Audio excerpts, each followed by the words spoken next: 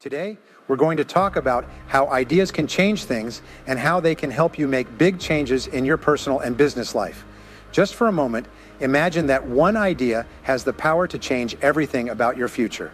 Throughout history, the most amazing accomplishments and inventions have been driven by ideas that were completely new and different.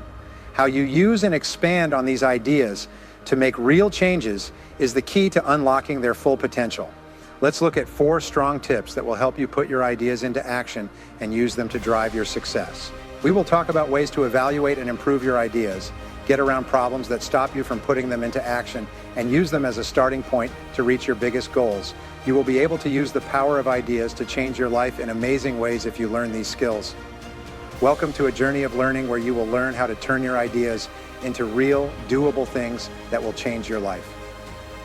Let me share with you 2 of the best sources of information available. First, there are your own experiences. Become a good student of your own life. It is the information you are most familiar with and feel strongest about. So make your own life one of your most important studies. In studying your own life, make sure to examine both the negative and the positive, both your failures and your successes. Our so-called failures are very useful when they teach us valuable information. They are often better teachers than our successes. One of the ways we learn to do something well is simply by doing it poorly. Doing it poorly is a great school for learning, but I suggest you don't linger in it. If you have done something poorly for 10 years, I wouldn't suggest doing it for another 10, but what a close and excellent way to learn from your own experiences. When I met Mr. Schoaf, I had been working for 6 years. I started when I was 19, and by the time I met him, I was 25. He said, "Mr. Ron, you have been working for 6 years. How are you doing?"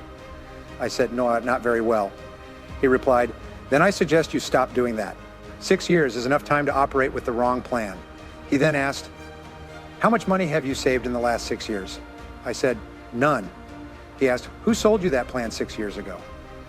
What a fantastic question. Where did I get my current plan that wasn't working well? Everyone buys someone else's plan. The question is, whose plan did you buy? Those initial confrontations can be a bit painful at first, especially if you have made as many mistakes as I have. But think about the progress you can make when you finally confront those mistakes, becoming a better student of your own life. The second way to learn is from the experiences of others. Remember, you can learn from other people, whether they have done things well or poorly. You can learn from both the negative and the positive. There are 3 ways to learn from others. The first is to listen to programs and read books written by and about people who have achieved great things. All the successful people I know and work with are avid readers. They just read. They are driven to read because they simply need to know. It is one thing they all have in common. Here's an excellent phrase: all leaders are readers. Successful people also listen to audio programs, especially while they are in the car or at other times when they cannot read. Programs can help us all easily acquire new ideas and skills. Did you know there are programs and books on how to be stronger, more decisive, a better speaker, a more effective leader, have a greater impact on others, become more loving, develop a winning personality, get rich, develop persuasive influence?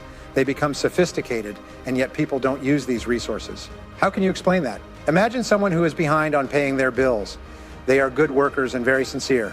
Unfortunately, you can be sincere and work hard all your life and end up broke, confused, and embarrassed. You have to be more than a good worker. You have to be a good reader and listener. You don't need to read or listen to educational programs all night, although if you don't have money, it's a good starting point. All you need is just 30 minutes a day. That's it. If you can do it in an hour, but reserve at least 30 minutes. Listen to or read something challenging, something instructive, at least 30 minutes a day, every day. Miss a meal, but don't miss your 30 minutes. You can manage. It's the words. Words nourish the mind, words nourish the soul. Humans need both food and words to be healthy and prosperous. Make sure you have a good diet of words. Every day, remember that to properly feed your mind, you need to maintain a good balance. Don't limit yourself to easy material. You can't live on mental candy. With good books and programs, you can tap into a treasure trove of ideas. And if anyone has a good excuse for not tapping into the treasure of ideas for at least 30 minutes each day, I'd like to hear it. The best money you can spend is the money invested in your self-education. Don't skimp when it comes to investing in your own future. You encounter a great number of ideas every day, but most of them probably go unnoticed. That's why it's essential to develop the ability to absorb. Be like a sponge. Don't miss anything. Don't miss the words, don't miss the environment, don't miss the scene, don't miss what's happening. Most people just try to get through the day. This is what I want you to commit to. Learn to take advantage of the day, learn from it. Let the day teach you. Attend the University of Life. What difference will that make in your future? Committing to learning involves committing to absorbing. I have a personal friend who is talented in this area. I believe he absorbs and remembers almost everything that happens to him. He can vividly recount stories from his adolescence, where he was, what he did, what he said, how he felt, the color of the sky, and what was going on that day. The reason is that he absorbs everything that happens to him. I tell you, it's more exciting to hear him talk about his trip to Acapulco than to go there yourself. He has an extraordinary gift. Wherever he is, he doesn't miss a thing. Here's a good phrase for you to note. Wherever you are, be there. Be there to absorb it. Take a picture if you can. Take mental photographs. Let your soul and heart take pictures. Get it, capture it. Informality creates victims.